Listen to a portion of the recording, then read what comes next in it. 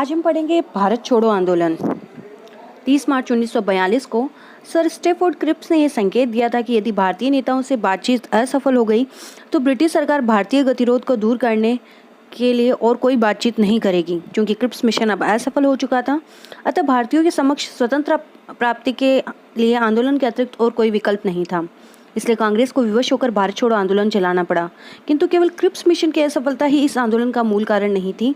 इस समय की परिस्थितियों को देखते हुए इस आंदोलन के हम अनेक कारण बता सकते हैं, जैसे कि क्रिप्स के प्रस्ताव अपर्याप्त थे। कांग्रेस भारतीय समस्या का हल चाहती थी और वह हल था देश की आज़ादी। किंतु सितंबर 1941 में चर्चिल ने स्पष्ट कर दिया था कि वह ब्रिटिश साम्राज्य को समाप्त करने के लिए प्रधानमंत्री नहीं बना है। उसने यह भी कहा था कि अटलांटिक चार्टर में दिया गया आत्मनिर्णय का अधिकार भारत पर लागू नहीं होता।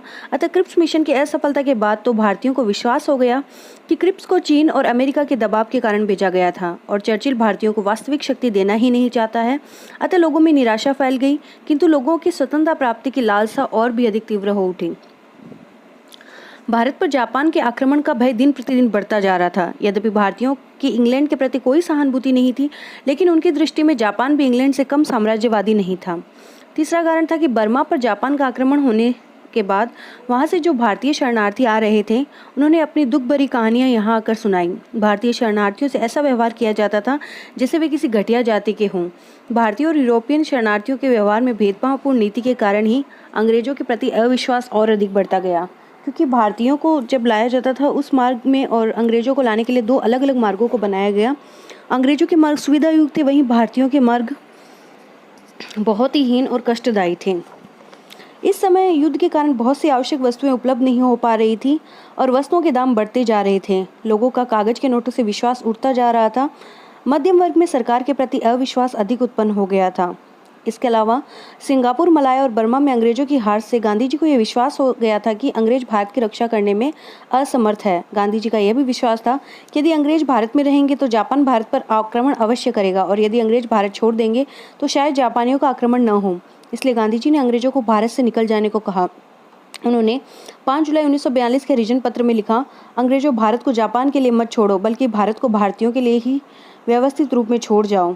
उपयुक्त परिस्थितियों में गांधी जी सरकार के समक्ष झुकने की नीति के विरुद्ध थे, क्योंकि इससे भारतीय स्वतंत्रता अधिक दिनों तक रुकी रह सकती थी। वे प्रत्यक्ष कार्यवाही के पक्ष में थे, चाहे इसका युद्ध पर कितना ही बुरा असर क्यों न पड़े। अतः 14 जुलाई 1943 को वर्धा में कांग्रेस की कार्य समिति ने भारत छोड़ो प्रस्ताव पारित किया। इस प्रस्ताव में कहा गया कि यदि अंग्रेज भारत से अपना नियंत्रण हटा लें तो भारतीय जनता विदेशी आक्रांताओं का सामना करने के लिए हर प्रकार का सहयोग करने को तैयार है। इस प्रस्ताव का अंतिम निर्णय 7 व 8 अगस्त 1942 को बंबई में कांग्रेस की महासमिति में किया गया। कांग्रेस महासमिति ने 8 अगस्त 1942 को भारत छोड़ो प्रस्ताव कुछ संशोधनों के साथ स्वीकार कर लिया। इस अंतिम प्रस्ताव में कहा गया, भारत में ब्रिटिश शासन का अंत तुरंत होना चाहिए। पराधीन भारत ब्रिटिश साम्राज्यवाद का चिन्ह बना हुआ है, किंतु स्वतंत्रता प्राप्ति युद्ध के रूप को ही बदल सकती है। अतः कांग्रेस भारत से ब्रिटिश सत्ता के हट जाने की मांग को दोहराती है। यह मांग न माने जाने पर यह समिति गांधी जी के नेतृत्व में अहिंसात्मक संघर्ष चलाने की अनुमति प्रदान करती है तथा भारतीयों से अपील करती है कि वे इसका आधार अहिंसा रखें। इस प्रस्ताव में यह भी कहा गया कि सरकारी दमन नीति के कारण यदि गांधी जी का नेतृत्व उपलब्ध न रहे तो प्रत्येक व्यक्ति अपना नेता स्वयं होगा। इस प्रकार यह आंदोलन शुरू हुआ। सरकार ने भी दमन नीति जारी रखी। गांधी जी ने बातचीत करने के लिए गवर्नर जनरल को एक पत्र लिखा और उसके उत्तर की प्रतीक्षा में थे। गांधी जी ने अमेरिकी राष्ट्रपति रूजवेल्ट और चीन के राष्ट्राध्यक्ष चांग काई शेक को भी पत्र लिखा। उसमें उन्होंने कहा कि वे कोई भी कदम जल्दी में नहीं उठाना चाहते। उन्होंने यह भी लिखा था कि वे भारत की स्वतंत्रता के लिए इंग्लैंड पर दबाव डालें, किंतु लॉर्ड लिंगलेथ को भारत में बढ़ते हुए असंतोष से भली भांति परिचित था। वह जानता था कि यदि इस बार आंदोलन हुआ तो वह सबसे अधिक भयंकर होगा। अतः वह आंदोलन आरंभ होने से पूर्व ही उसे कुचल देना चाहता था। कांग्रेस महासमिति की बैठक भारत छोड़ो प्रस्ताव स्वीकृत करने के बाद 8 अगस्त 1942 को अर्धरात्रि के समय समाप्त हुई थी और 9 अगस्त सूर्योदय होने से पूर्व ही गांधी जी व कांग्रेस कार्य समिति के सभी नेताओं को बंबई में गिरफ्तार कर अज्ञात स्थान पर भेज दिया गया। बहुत दिनों तक जनता को उनकी जानकारी ही नहीं मिली। बाद में पता चला गांधी जी को पूना में आगा खां महल में तथा अन्य नेताओं को अहमदाबाद जेल में बंद कर दिया गया था। सरकार ने कांग्रेस को गैर कानूनी संस्था घोषित कर दिया। सरकार ने आंदोलन का दमन करने के लिए जनता पर अत्याचार किए। कांग्रेस के नेताओं की गिरफ्तारी से जनता नेतृत्वहीन हो गई। कांग्रेसी नेताओं में कोई भी हिदायत नहीं छोड़ी थी। गांधी जी ने केवल यही कहा था कि मेरे जीवन का अंतिम संघर्ष है यह है। उन्होंने देश की स्वतंत्रता के लिए जनता को करो या मरो का नारा दिया था। ऐसी स्थिति में कांग्रेस के शीर्ष नेताओं ने कांग्रेस कमेटी की ओर से एक पुस्तिका प्रकाशित की जिसमें 12 सूत्री कार्यक्रम दिया हुआ था। इस पुस्तिका में संपूर्ण देश में हड़ताल करने, सार्वजनिक सभाएं करने, नमक बनाने, लगान न देने आदि बातें कही गई थी।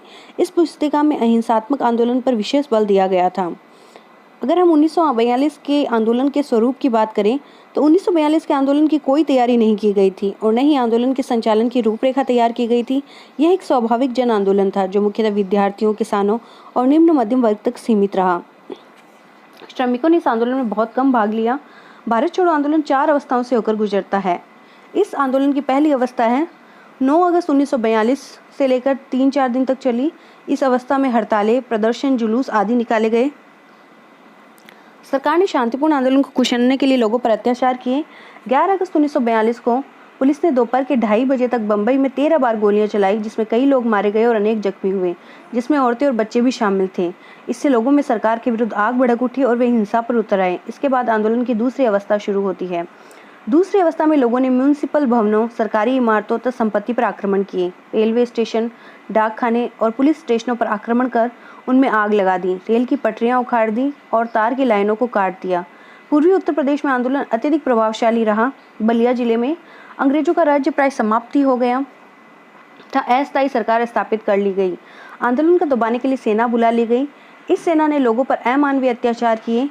21 व 22 अगस्त तथा 6 सितंबर को बिहार के एक गांव में लोगों को मशीन गनों से भून दिया गया।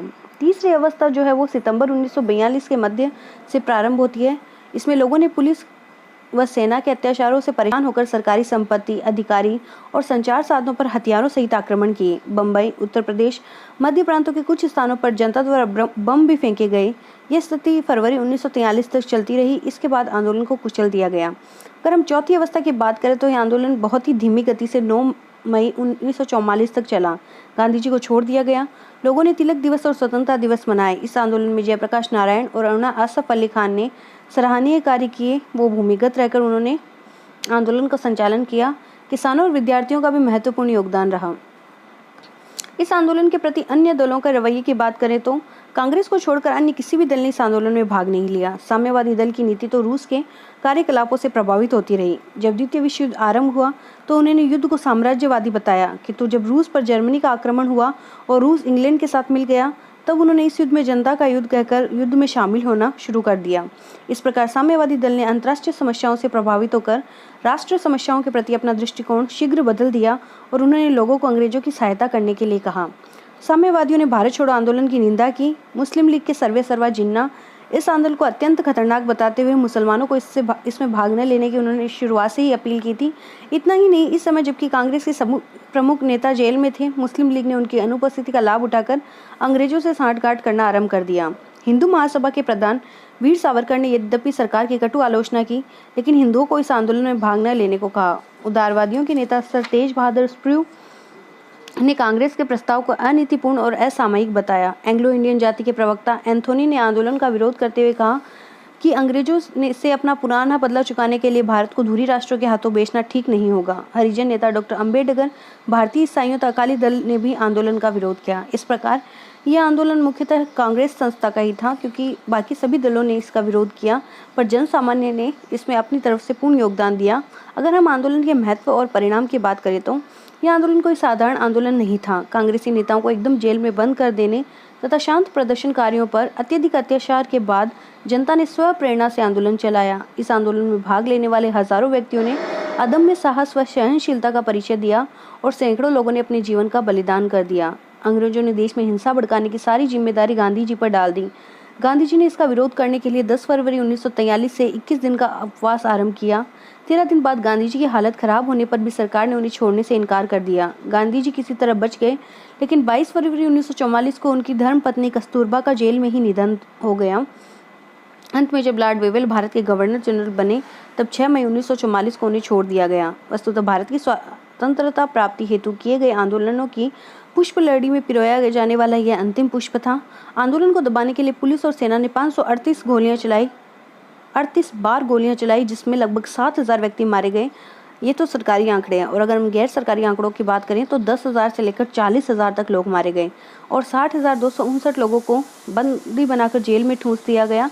यद्यपि आंदोलन अपनी स्वतंत्रता प्राप्ति के उद्देश्य में असफल रहा, किंतु लोगों में सरकार से मुकाबला करने की भावना इसने उत्पन्न की। इसे भारतीय स्वतंत्रता के लिए पृष्ठभूमि तैयार कर दी। इस आंदोलन से अंग्रेजों को यह भली भांति विदित हो गया कि यहाँ उनका राज्य अब कोई नहीं चाहता है। इस आंदोलन के परिणाम स्वरूप अंग्रेज और मुस्लिम लीग एक दूसरे के समीप आने लगे, क्योंकि दोनों ही कांग्रेस के विरोधी थे। दूसरे विश्व युद्ध में जिन्ना ने अंग्रेजों की हर प्रकार की सहायता करने के लिए मुसलमानों को आंदोलन से दूर रहने के लिए कहा। जिस समय जापान भारत पर आक्रमण करने को तैयार खड़ा था, उस समय अंग्रेज जिन्ना की सहायता को बड़ी महत्वपूर्ण समझते थे, इसलिए उन्होंने आगे चलकर जिन्ना को अधिक महत्व दिया। इस आंदोलन का विदेशों पर भी प्रभाव पड़ा। 25 जुलाई 1942 को चांग काई शेक ने रूजवेल्ट को लिखा था कि अंग्रेजों के लिए सबसे श्रेष्ठ नीति यही है कि वह भारत को पूर्ण स्वतंत्रता दे दे। इस पर रूजवेल्ट ने कहा कि जो बात चांग चाहते हैं उसको स्थगित करना ठीक नहीं है। तत्पश्चात चर्चिल ने धमकी दी कि यदि चीन भारत के आंतरिक मामलों में हस्तक्षेप करता रहा तो अंग्रेज चीन के साथ अपनी संधि तोड़ देंगे। इन सभी का परिणाम यह हुआ कि युद्ध के बाद अमेरिका और इंग्लैंड में जनमत इतना प्रबल हुआ कि इंग्लैंड को विवश होकर भारत को स्वतंत्रता देनी पड़ी। अगर हम आंदोलन की असफलता की बात करें तो इसके भी अनेक कारण रहे। डॉक्टर अंबा प्रसाद ने इस आंदोलन की असफलता के मुख्य 3 कारण बताए हैं। पहला, इस आंदोलन के संगठन और योजना की कमी थी। किसी भी जन आंदोलन को आरंभ करने से पूर्व उसके नेताओं को आंदोलन की रणनीति का ज्ञान आवश्यक होता है, लेकिन इस आंदोलन के नेताओं ने कोई रणनीति निश्चित नहीं की। सरकार ने उन्हें जेलों में बंद करे, इससे पूर्व ही उन्हें अज्ञात स्थान पर चले जाना चाहिए था। किंतु आंदोलन का अध्ययन करने से पता चलता है कि किसी को कुछ पता ही नहीं था कि क्या किया जाए। गांधी जी की धारणा सर्वथा गलत सिद्ध हुई कि सरकार को आंदोलन की चेतावनी देने पर सरकार उनसे बातचीत करेगी। उन्हें पक्का विश्वास था कि सरकार उन्हें 1920 के आंदोलन की भांति गिरफ्तार नहीं करेगी। गांधी जी की धारणाएं गलत सिद्ध हुई। प्रमुख नेताओं की गिरफ्तारी के बाद आंदोलन नेतृत्वहीन हो गया। बाद में जो हिंसात्मक कार्यवाही हुई उसके बारे में कांग्रेस में 2 ग्रुप थे। एक हिंसात्मक कार्यवाही को स्वतंत्रता प्राप्ति के लिए ठीक समझता था और दूसरा कहता था कि गांधी जी इसे पसंद नहीं करेंगे, अतः आंदोलनकारियों में भी एकता नहीं थी। दूसरा कारण यह था कि इस आंदोलन के काल में सरकारी कर्मचारी, सेना, पुलिस और देसी राजा सरकार के प्रति वफादार रहे, अतः सरकार का कामकाज बेरोक टोक चलता रहा। सरकार के वफादार सेवकों ने आंदोलनकारियों पर भीषण अत्याचार किए। ये वफादार सेवक आंदोलनकारियों की गतिविधियों की गुप्त सूचनाएं सरकार के पास पहुंचाते रहे, जिससे कि आंदोलन का दमन करना आसान हो गया। और तीसरा कारण है, सरकार के पास जितने साधन और शक्ति थी उतने आंदोलनकारियों के पास नहीं थी। आंदोलनकारियों का न तो गुप्तचर विभाग था और न ही एक दूसरे को सूचना पहुंचाने का कोई साधन। सरकार की अपेक्षा आंदोलनकारियों के पास साधन भी कम थे।